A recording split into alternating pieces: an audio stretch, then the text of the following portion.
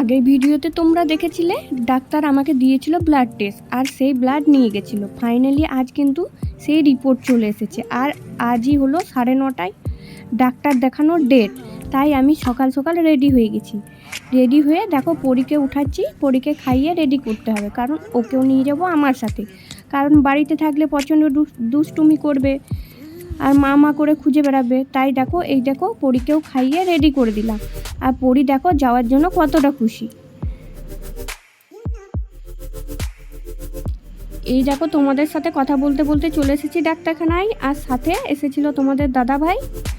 আর আমি ডাক্তার দেখাচ্ছি দিব্যেন্দু সিনহা বাবুকে।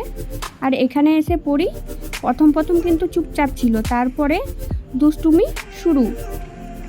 অনেকক্ষণ বসার পর ফাইনালি দেখো আমার নাম চলে এসেছে, আর এখানে ওয়েট মেপে নিল। এবার যাব আমি ডাক্তারবাবুর কাছে। আর আমার কিন্তু খুবই ভয় করছিল, কি জানি কি বলবে ডাক্তারবাবু।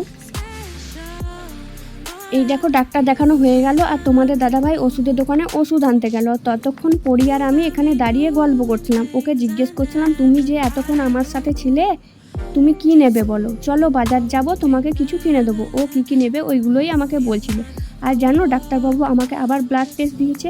এই দেখো ও বাজারে এসে একটা ব্যাডমিন্টন আর চিপস কিনে নিয়েছে। আর তারপর চলে গেলাম সোজা বাড়ি, কারণ অনেকক্ষণ এসেছে, খুব পেয়ে গেছে খিদে। এই দেখো বাড়ি এসেই খাবার খেয়ে নিলাম।